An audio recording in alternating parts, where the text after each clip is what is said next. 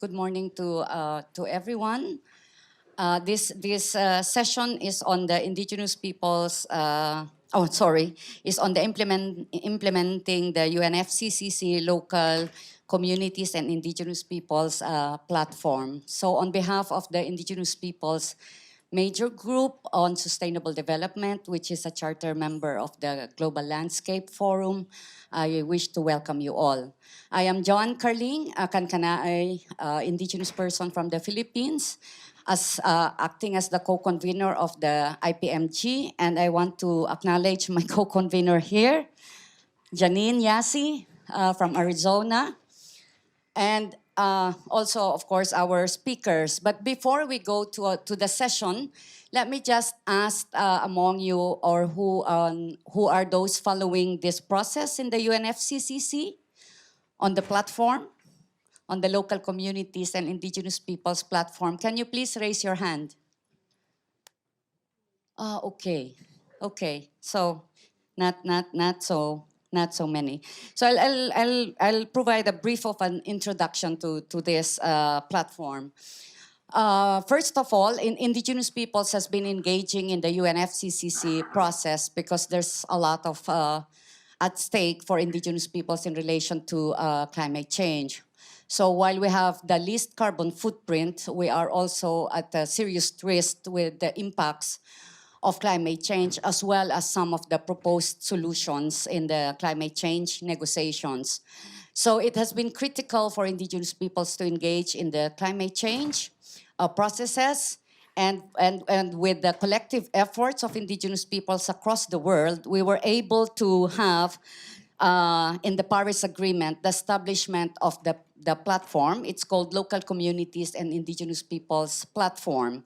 And the functions of this platform has been to strengthen the knowledge, technologies, practices, and efforts of local communities and indigenous peoples related to addressing and responding to climate change, and to facilitate the exchange of experience and sharing of best practices and lessons learned on mitigation and adaptation in a holistic and integrated manner, and to enhance the engagement of local communities and indigenous peoples in the UNFCCC process.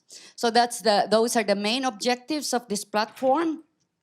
And the functions of the platform relates to three key areas. One is on knowledge, which includes strengthening and protecting and preserving traditional knowledge. Second is capacity for engagement. And third is climate change policies and actions. Now, as mentioned earlier, what has been accomplished in this COP, well, it still has to go to COP, is that the SABSTA has adopted already the text on the establishment of the facilitative working group for the platform. And this means the facilitated working group will be formed next year, and then they will come out with a 2-year work plan on how the platform is going to be operationalized based on the themes and the objectives of the platform. So there's around 100 indigenous peoples here in the COP. It was a big celebration when the negotiations has been accomplished. Thanks a lot. I mean, there's an agreement on the formation of the facilitative working group, and thanks a lot to the cooperation of the states, and also to SABSTA, which has finally adopted this the agreed text yesterday. So so we're looking forward. It's a big step on how the efforts, the solutions that indigenous peoples are providing can finally be mainstreamed in the work of the UNFCCC. So with that, I'm very pleased that we have 4 distinguished speakers with us here. Where we have 2 men and 2 women. That's, again, a gender balance. We have 2 indigenous peoples here coming from Africa and New Zealand. And we also have scientists and researchers with us. So the way we will proceed is that I will introduce each of the speaker, and then they will make their presentation. And then we will open the floor for questions, but I would also like to solicit your views on what are your ideas and vision on how this platform is going to be operationalized, taking into account also the discussion earlier on the need to secure land rights of indigenous peoples and local communities, as these are critical for conserving biodiversity and also forests. So first, we will start with Stanley Kimaren Ole Ramit. He is an indigenous leader from the pastoralist Maasai community in southern Kenya. He is a holder of Masters of Arts and postgraduate diploma. And Kimaren has extensive experience in engaging with the UNFCCC and with indigenous communities in Kenya. So, Stanley, you've been part of the whole negotiations and pushing for the recognition of traditional knowledge and local actions and solutions of indigenous peoples. Now that we have reached the point of already having a body to work on operationalizing the platform, what are your vision on the way the platform should be operationalized, and what do you think are the key elements that should get into the work plan for the platform? Thank you very much, Joanne, and very good morning to all of us. And feeling privileged, really feeling like I'm in the right space, particularly because the landscape approach is an attempt to come to where indigenous peoples are. This is the vision of indigenous people. And rightly done and designed, you will learn from us. And very quickly, just to respond to Joanne's question, yes, indigenous knowledge has been our key ask, as Joanne said. A number of decisions in all environmental multilateral processes have acknowledged this fact, the indigenous knowledge system, as a knowledge system which has been devalued for a while and ignored.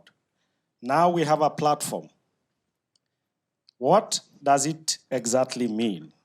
How is this knowledge generated? Who are the holders of this knowledge? And how is this knowledge going to be disseminated? And what is the link between this platform and the Paris Agreement? So just a few sort of thoughts to trigger our minds in terms of the future for the platform. One is that this knowledge is grounded on daily livelihood production systems of indigenous people. So we cannot isolate this knowledge from our traditional occupation.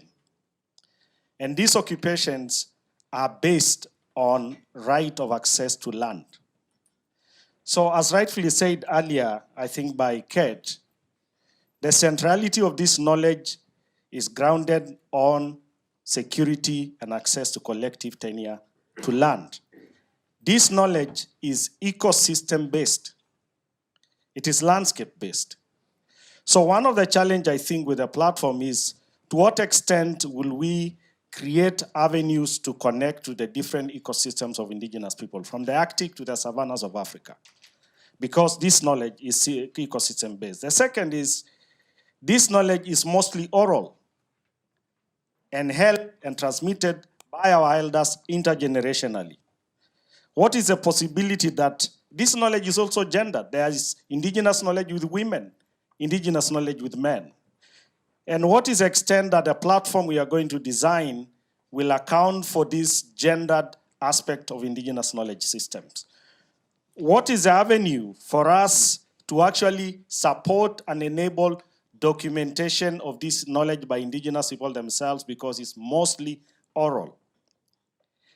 And certainly, I think the point by Brendan about ecosystem integrity being connected to carbon sequestration, this is where indigenous peoples are. They represent the future. Historically, we are fragmented. We have privileged individual ownership of rights and fragmented the landscape and ecosystems. But as we move ahead in the so-called development and modernity, we are realizing that where indigenous peoples are may be the sustainable future we want. The third point is really around climate change actions are designed and rolled out at the national spaces. So the UNFCCC is a monitoring review space. It is not an action space. It is a talking space. So if the platform remains at the international UNFCCC space, it is useless. So the question to ask here is, yet these national spaces are actually the relationship between the state and indigenous people that have produced the sorry state of indigenous peoples. So what is the likelihood that these states will have a mind, will shift their mindset and really enable connection between traditional knowledge and national adaptation plans, national determined contribution, and RED strategies. And the fourth point, I'm told I have a minute and I should finish, is that full and effective participation. Okay, so the platform is an exchange space. So if there are no resources to enable indigenous people to the space, then states will talk to themselves. Where will the resources come from to facilitate representative of this ecosystem-based knowledge of indigenous people's world to come to the table to share with the state parties? And finally, is really, what is the role of us as actors in this space seated in this room? As researchers, as scientists, as, for example, the Green Climate Fund and its funding to projects, what is the role of this? Will the IPCC, never mind that the report is not acknowledged, for example, consider co-opting indigenous knowledge systems holders into its family so that indigenous knowledge system feeds into the IPCC report? Or will we have a parallel indigenous knowledge report every time an IPCC report is produced? And maybe for now I should stop there. Thank you. Okay, thanks a lot. That's a very insightful and grounded comments on the platform. Now we move on to one of our young generation here, if I may say. She's Annie Teone, is from Aotearoa, New Zealand. Her nation is the Te Atiawa from the west coast of North Island of Wellington area. Annie is a member of the Te Arahuata, a Maori and Pacifica Youth Delegation from Aotearoa here in this COP. She is a lecturer at Victoria University of Wellington and has recently been appointed as the president of the Wellington branch of the Maori Women's Welfare League. So Annie, coming from the younger generation of indigenous peoples and also being in the academic world, can you tell us how you envision this platform to facilitate intergenerational transfer of knowledge from elders to youth? So can you elaborate on that? Sure, thank you, and thank you everyone for having me. Before I get started, I just want to acknowledge all of the Indigenous people in this room. When you are born Indigenous, you are inevitably born into politics and you are born into a fight. And so it has been empowering to be in this space surrounded by Indigenous people from all around the world, because even though we come from very diverse backgrounds and very diverse experiences, we all know what it means to be an Indigenous person fighting for our rights as Indigenous people. So in Māori culture, in my Indigenous culture, the appropriate way of introduction is through what is called a pepeha. So a pepeha is a statement about identity which links people to the land. So my pepeha, or a very short part of my pepeha, says, ko taranaki te maunga, ko te awa kairangi te awa, ko toko maru te waka, which means that my mountain is Taranaki, my river is Awa Kairangi, and my canoe, my vessel that my people travel to New Zealand on, is called Tokomaru. And so when you are Māori, when you're Indigenous, your identity is a part of the environment. There is no way of understanding being Indigenous if you don't understand those connections to the environment. And so this has been challenged for years, for centuries. Indigenous people have fought this fight before for our land and for our resources. We have fought it because colonization came and it took our land and it took our resources, but we survived. But now we're fighting this fight again. And we're fighting it against those markers of nature that represent our identity. So as Pacific peoples, the ocean is our navigating space. It is our roads, it is the way that we travelled from parts of the Pacific to Aotearoa. But now it is also one of the greatest threats. No longer is the ocean just a source of food or just a source of knowledge. It's now also the source of the potential challenge to our identity that is linked to the land and linked to the resources. So there are people in my youth organisation who live in low-lying areas in Aotearoa, New Zealand, and within our lifetime there is a likelihood that that land will be taken by the ocean. That our way of understanding our livelihoods through the ocean is now going to be the way that takes our livelihoods away from us. And humans are so much a part of that story. There is no way to understand climate change without understanding that humans are the reason that this is happening. But in saying that, this is not just a story of victimhood. Traditional knowledge, while it is formed in the past and it's formed in the roots of our ancestors, it is something that is forever evolving. So I urge you all not to consider traditional knowledge as compartmentalised within one space. Traditional knowledge is science. Traditional knowledge is law. It is politics. It is culture. It is economics. And this needs to be understood throughout all these processes at COP and throughout all the national processes that we are fighting for. So earlier this week, we met with some Canadian youth. They were aged 13 to 17, and they told us about their experiences of being young people in the far north of Canada. And they spoke about how the traditional knowledge of their elders was starting to become less useful because their elders didn't understand the climate changes that were occurring, that the fish that were now coming into their areas were fish they had never seen before, and those fish that they had built their economies on earlier had now disappeared. They said, these 13 and 17-year-old youths, that they fear for their lives. They fear for their communities. Because as a young person, we have never known an environment that is safe. We have been born into this structure in which climate change defines the way that we're able to interact with the environment and defines parts of our identities beyond just being able to point to the mountains and the rivers that define us.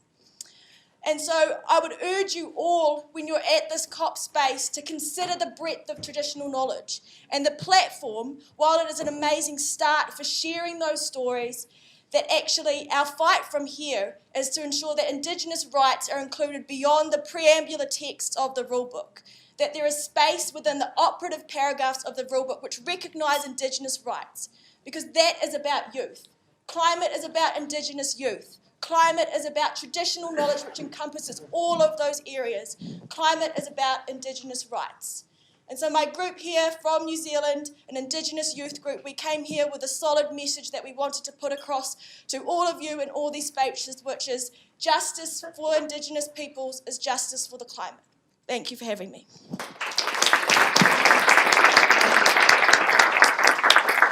It's always encouraging and inspiring to hear the young people stepping up and giving us the spirit.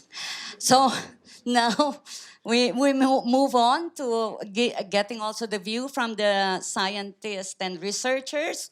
So we have Juan Pablo Sarmiento Bertelli. He is a Peruvian anthropologist at the Center for the International Forestry Research, C4. He has worked with indigenous Amazonian societies for over a decade, carrying out collaborative research, examining their experiences on natural resource extraction and related issues. He is currently leading a research project examining the participation of indigenous peoples and local communities in multi-stakeholders forum. So Juan, as a researcher, what are your views on how the platform can be operationalized with the support of the scientific and research institutions in enhancing the roles and contributions of indigenous peoples and local communities in climate change mitigation and adaptation?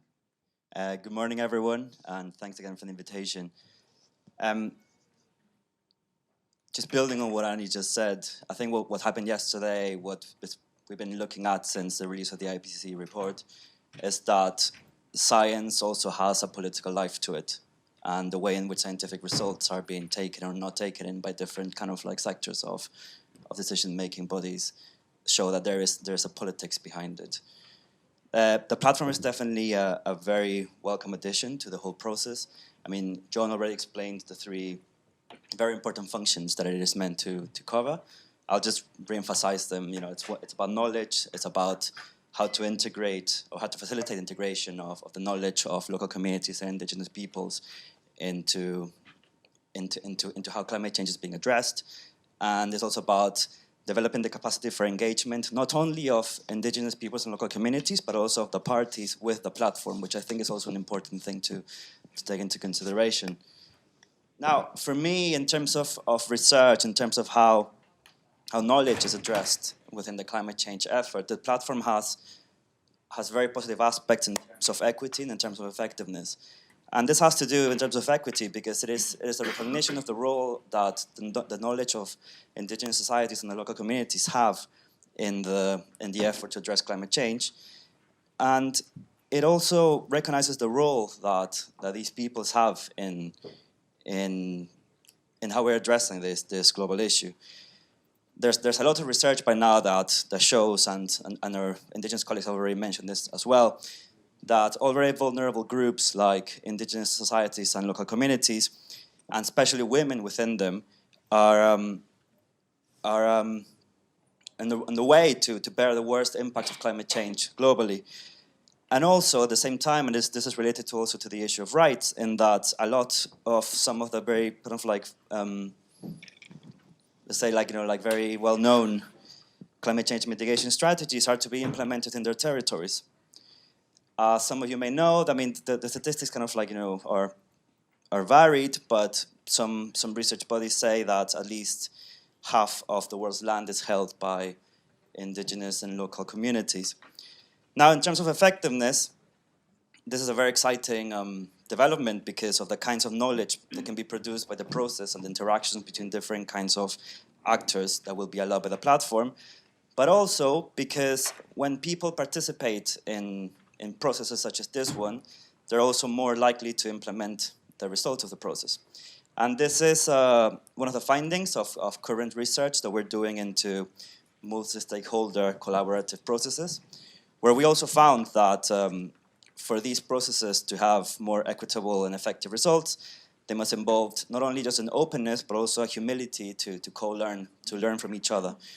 In what some of the literature calls triple loop learning, which we can talk more about later. But also these processes have to be adaptive to context and they have to be adaptive to people. And they also have to be aware that these processes take a lot of time to actually work. So how can research support the platform's three main functions? There's a lot of research that is already kind of like there and that can be applied, but I want to think more about the way in which we carry out research. And as an anthropologist, I have been working for a while in the Peruvian Amazon. I think this requires a transition to collaborative research with indigenous peoples and local community rather than research about them. This requires research that involves them rather than just speaks about them. Now, collaborative research is not easy. It's not always. It doesn't always look the same. It may involve relearning. Thank you. It may involve relearning how and why research is carried out, but it also involves the coming together of different perspectives on how we can know things, what we know, and how we relate to the world around us. Now, that it's hard doesn't mean that we shouldn't do it. It just means that we have to be aware that it's complicated and that it's important. Like I mentioned earlier, in terms of the results, the early results of our research into multi-stakeholder collaborative platforms, we must be aware that it takes time, it requires openness to learn and adapt, and that it takes a lot of humility from all sides. So to conclude, what we've been hearing since the release of the IPCC's report is that we, a collective we, have to rethink or relearn or transform the way in which we relate to the earth and natural resources, etc. Indigenous peoples, local communities, I think, are key to this collective relearning, and there may be some transformative solutions to learn from them. And in my own work, what I found is that one of the biggest lessons is that the pursuit of well-being is a collective effort that we all have to do together. Well, thank you. Thank you, Juan. I think that contributes also to changing the mindset on how research should be done. So as you, with Indigenous peoples, as you mentioned, it should not be researching about, but more with and together. So I think that's a good point in building up on the platform. So now we move to the last but not the least of our speakers. We have Dr. Charlotte Streck. She is the founder and director of the Climate Focus and former senior counsel with the World Bank in Washington, D.C. She is an associated editor of the Climate Policy Journal and the chair and of the Climate Strategies Policy Research Network. She has edited 4 books and published more than 100 articles and commentaries and reports. So from your perspective, what can you propose as key steps for the implementation of the platform to make it more effective and meaningful to Indigenous peoples and local communities? Thank you. And first of all, congratulations to all of those that fought for the platform. Very well done and very well deserved.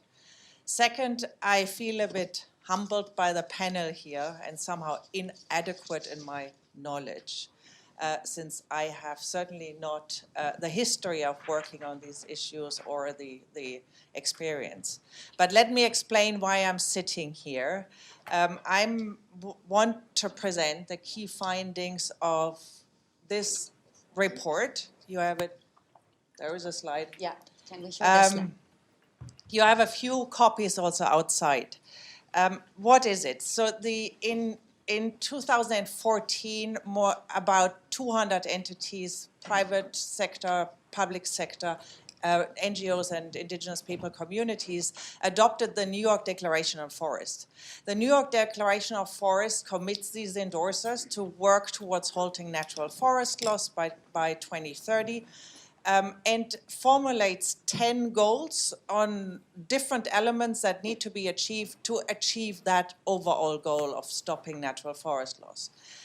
And these goals include reducing deforestation driven by commercial agriculture and by basic needs. They commit to more finance and so on and so forth.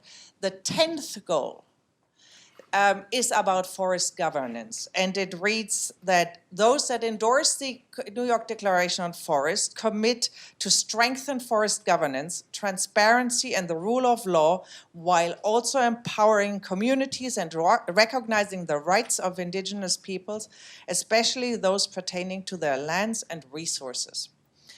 Since 2015, Climate Focus coordinates a group that is called the New York Assessment Partners. Next slide, please. And we publish annual reports on progress towards the New York Declaration goals. And each year we have one focus goal. And this year we have looked at progress towards goal 10, which includes the part on the Indigenous peoples. And this is a research collaborative, so what I'm presenting, the compiled data of all these different groups as they pertain to Goal 10. Goal 10 has these 3 elements: 1 governance, 1 participation, and 1 Indigenous people's rights. There is a lot of overlap, of course, but let me summarize the main points on criteria 3, which is on the Indigenous peoples. So we know that land held and administered by Indigenous people is generally significantly better protected than even protected areas. So Indigenous peoples are all around the world excellent stewards of the forests. They also manage large amounts of global carbon. We have seen this in the previous session. About 300 billion metric tons are managed by Indigenous people, which is about 33 times the annual energy emissions of 2017. So that is an enormous contribution to climate change.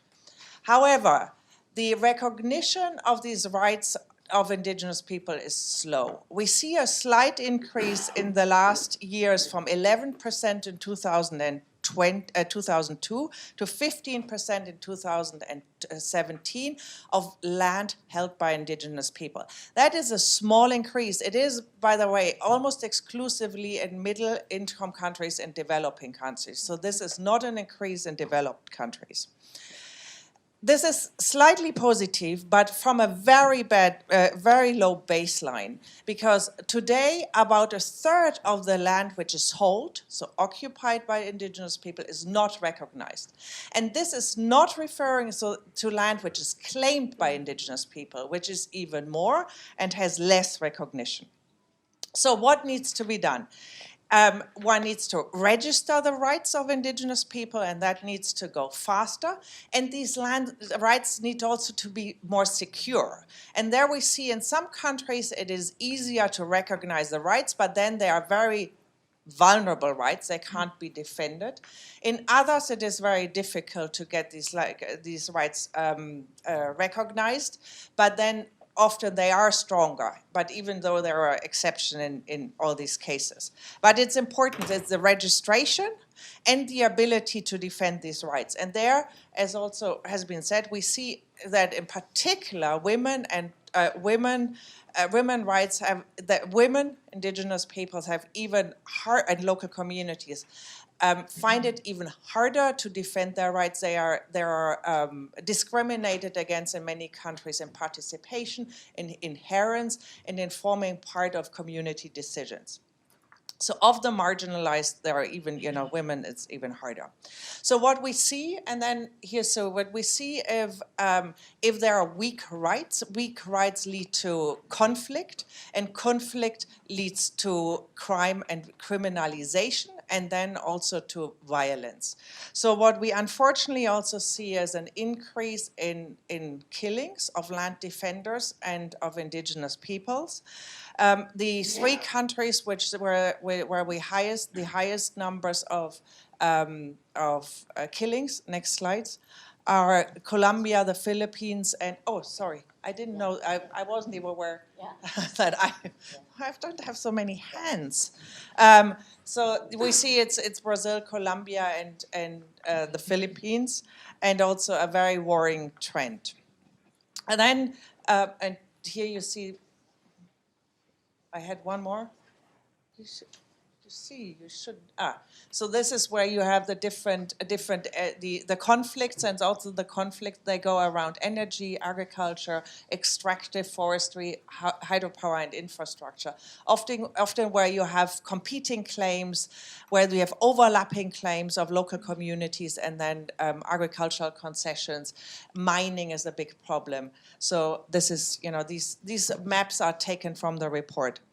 Finally, what is also essential, and where a lot more need to be done, is empowerment of local communities and indigenous people, the third and last part of our review, which means that once you have marginalized indigenous peoples, often also expelled them from their traditional lands, it is very important to support their organization and giving them a voice so that they can reclaim their land and their rights. These are the main findings.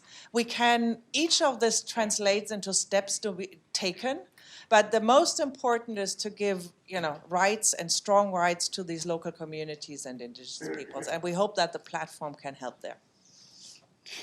Okay. Thanks, thanks, Charlotte, and thanks for highlighting the threats that indigenous peoples are facing now, the issue of land grabbing and the killings of frontline land rights defenders.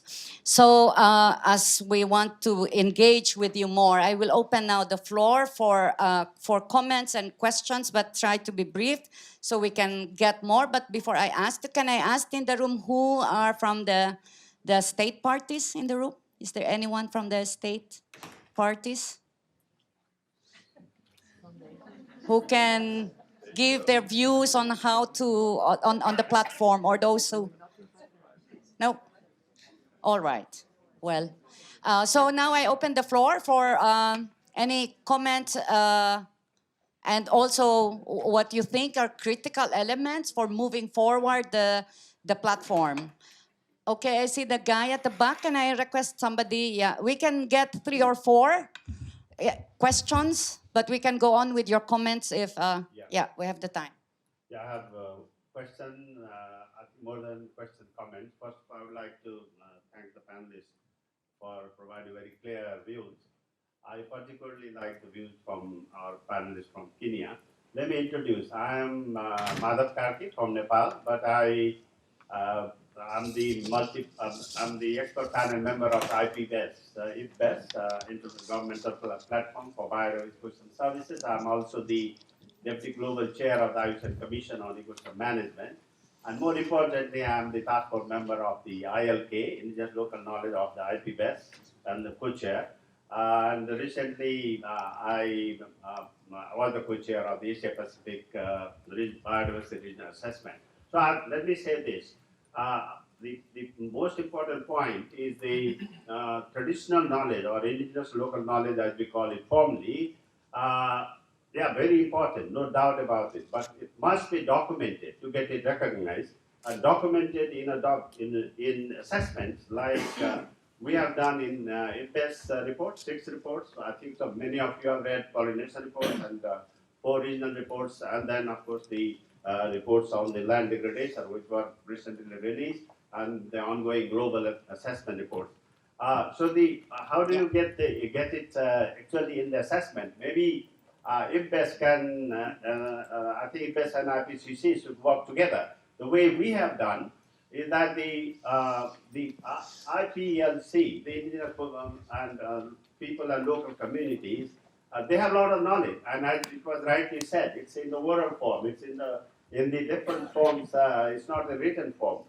So we need to, really get it into the assessments. The way we have done, we have conducted a series of dialogue with Indigenous local communities, especially the local knowledge holders, and we have got it into our assessment. So once it's the assessment, it gets into the policies, and perhaps the national government will take note of it.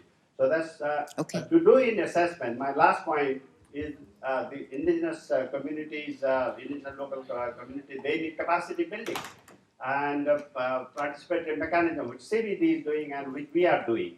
So my question to the panelists, do you have insights and suggestions how IPCC could, now that the platform has been created, how they could be capacitated so that they can really provide their knowledge into the assessment? And number 2, how the different organizations should implement what the assessment reports will be providing. So these are the challenges I see from my point. Thank you very much. Thank you. Anyone else? And may I please request you to try to be brief so we can get more. Okay, the lady at the back and then the one here. Can I ask somebody to? Yeah, it's me? Yeah. Okay, Yes. I have a... Oh, where? Is there somebody there? It's me. It's Okay. here. Sorry, because Okay. then I like to just... Okay, then can you, do you speak and then can we have the mic on the lady here? Okay, thank you Okay. very much. I found very interesting the platform creation, of course, and also integration of different stakeholders, mainly farmers, delivering the main Can you knowledge stand up because the main knowledge they have. I just want to put on the table the recent expertise that is at the European Union level, with the creation of thematic networks, which are networks around a specific topic.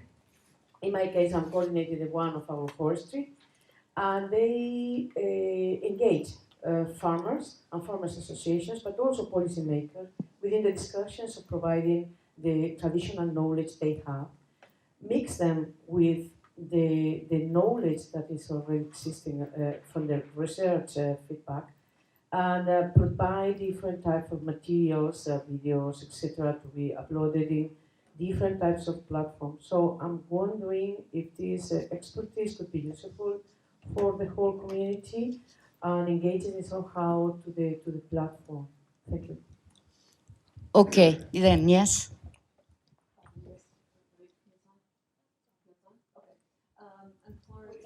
Can you?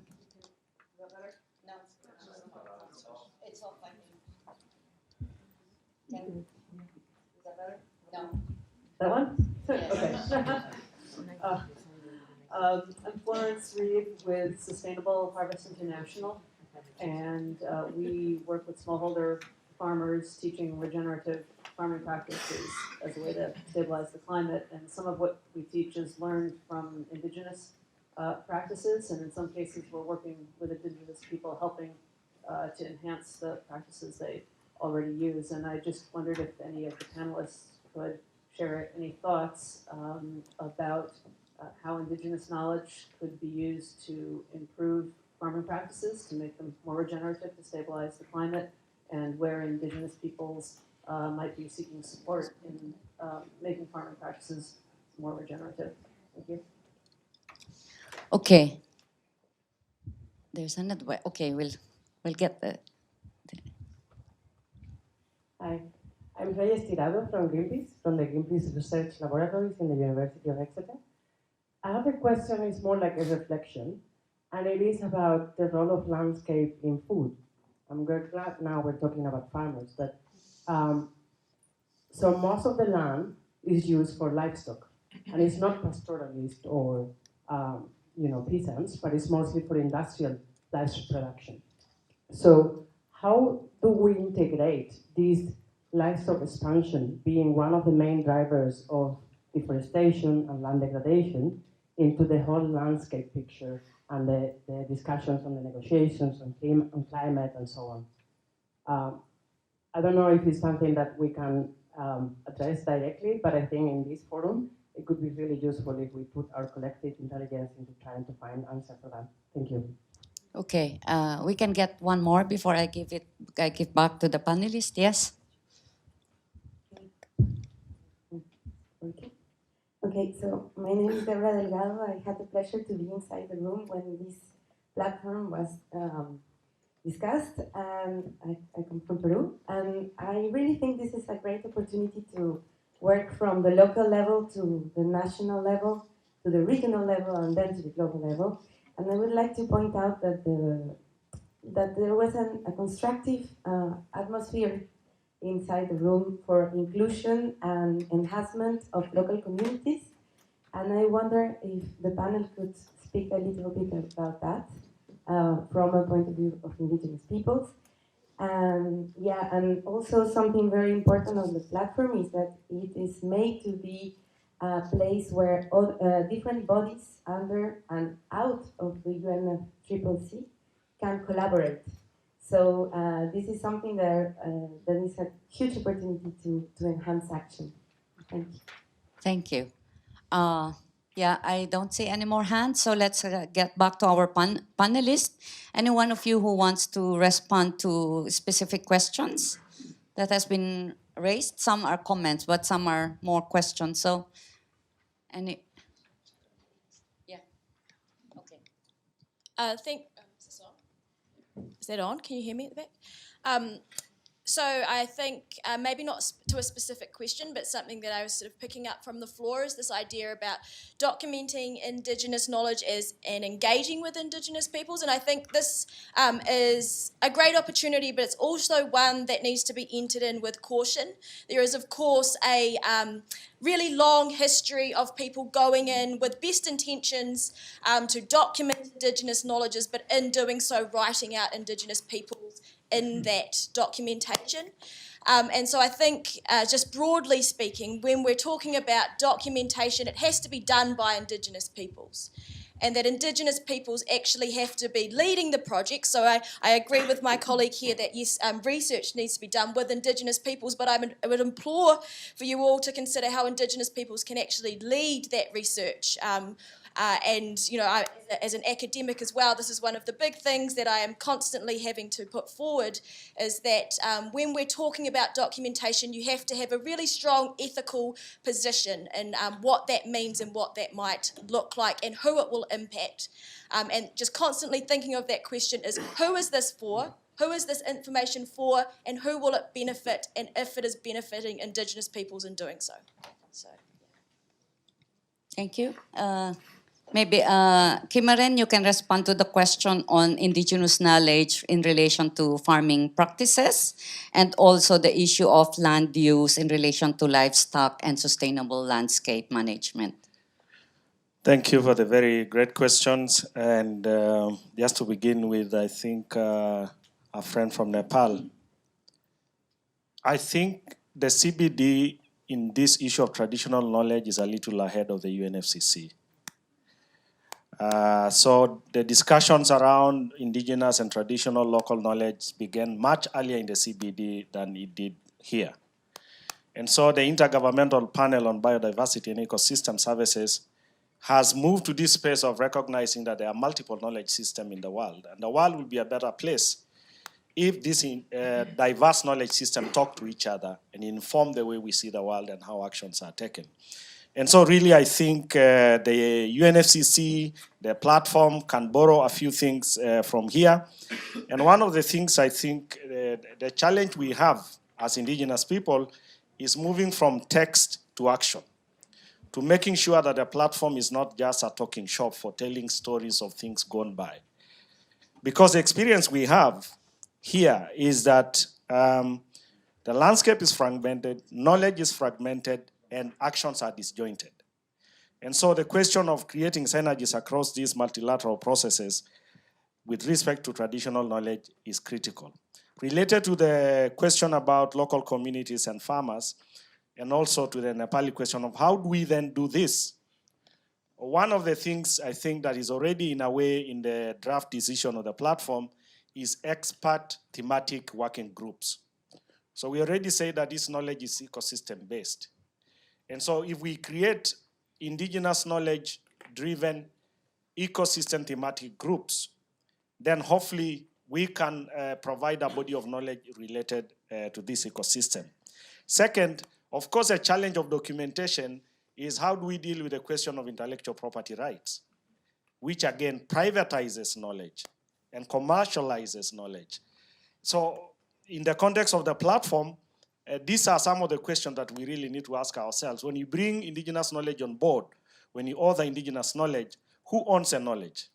Is it privatized by the author? Is it communal? Is it, and so this is, I think, one of the questions. On livestock, again, there is certainly debate about the livestock sector being one of the largest or big emissions of greenhouse gases. But the experience we have in the pastoral context, I come from a pastoralist community, is just these livestock are kept in an extensive landscape. Mobility is at the heart of managing this landscape. They don't do commercial feeds. They don't stress the ecosystem by producing additional feed to fasten growth and fatten and dispose to the market. So this is a more resilient, sustainable livestock production system that actually benefits the landscape through fertilizer, through manuring and all this, and letting the land recover through mobility. But certainly the indigenous way of doing livestock is not the market-oriented, large-scale ranching that more pollutes the environment. And finally, on the local communities question, the platform is an open space, as rightfully said. It is a space for indigenous people, local communities, other non-state actors and the states working on climate change to come together, learn from each other, and develop common actions. I think here the challenge was that local communities are not yet organized, and that time is needed to see how the constituency self-organizes, self-nominates as indigenous people, and brings their representative on board. And this sort of speaks to the incremental approach adopted in Marrakesh to design and roll out the platform. Thank you. Do you have any more comments, Charlotte and Juan? Well, since I have the microphone. No, I just very quickly on the livestock question. I think the problem on livestock and feed is mostly the the large, extensive livestock in Latin America, which is driving deforestation, not the indigenous and rural communities' livestock management and systems in other parts of the world where it is part of the local tradition and generally more sustainable. And the question on how to deal with these extensive pasture lands is an important landscape question, which I'm happy to discuss, but it's important to make sure that this is not a part of the indigenous people's culture. I just wanted to build upon what Annie said, and I think that if researchers are going to start engaging with indigenous knowledge, and there has to be an awareness of the power relations, the historical power relations that have taken place between academia and the communities that we work with, and I would agree with that completely. And I think this is also, or this should be an extension of part of the whole right-based turn within development and climate change initiatives and conservation initiatives, etc. And this awareness that there has to be some kind of creation of spaces of trust for collaboration, because if not, things are not going to work. And just again to reemphasize the kind of like work we've been doing now on multi-stakeholder initiatives and how to actually get people to collaborate. Because the point is not just to say, yeah, collaboration will make everything better. A lot is taken for granted within these spaces. Participation is taken for granted. The power differences between, and I emphasize power differences because they're so important, between people taking part of these processes, the time it takes, the willingness to be adaptive to different contexts, the willingness to be humble and to kind of like, be open to relearn. That's going to be a very, I think, important part of this process. Yeah, my colleague Janine wants to elaborate a bit on the issue of conflicts and land grabbing in North America and Europe. First of all, I want to thank my colleagues for bringing up some amazing points, but I too also sense like these general assumptions coming from the questions that are being posed and the comments that are made. And I feel like this graphic, as useful as it is, can also be demonstrative of how these assumptions will continue to persist if we do not acknowledge and understand the root causes of these conflicts and challenges that we're facing that are not only violating the rights of indigenous peoples and local communities, but are perpetuating these challenges and these roadblocks to creating meaningful climate adaptation and mitigation actions. And one of the things I wanted to point out that really bothers me about this map is that there's no dots in the USA and in Canada and in like the European countries, but we very well know that there's criminalization. There's the majority of indigenous peoples in these areas are disproportionately incarcerated and criminalized and threatened for themselves fighting for their land rights. And that these other dots are very much connected to the transnational corporations that are embedded and that are licensed in those countries. And that would make, if those lines were drawn, if those things were visually represented, it would create a completely different story about what we're collectively up against and where we need to focus in terms of creating this collective action and incorporating these pathways for indigenous peoples to help lead in the development of these solutions, because we'd have a better understanding of the sources of the threats. And so I just wanted to point that out. Thank you, Janine. Now, we don't want to be standing between this and your lunch, but I think this session has surfaced the critical issues of indigenous peoples, including their critical contribution to climate for sustainable landscapes and solutions for climate change. The issue of traditional knowledge has been highlighted, the vital role of securing land and resource rights, the ecosystems, the viable traditional occupations, ecosystems, and management, resource management approaches of indigenous peoples.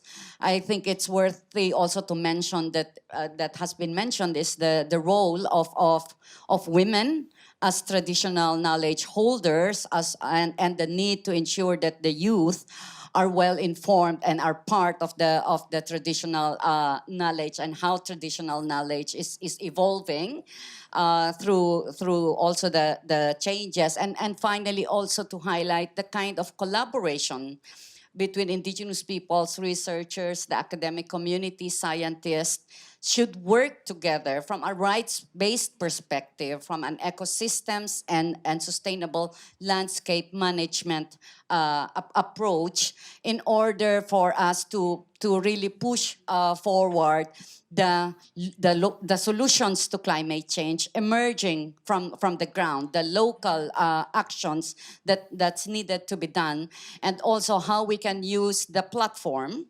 within the UNFCCC to make changes on the ground, and so that it does not remain like a talk shop, but rather to be used to facilitate changes on the ground, and the way we work together, the way we collaborate, and the way we collectively manage our ecosystems, and putting people, indigenous peoples and local communities at the center. So let's give a round of applause to our speakers here. It has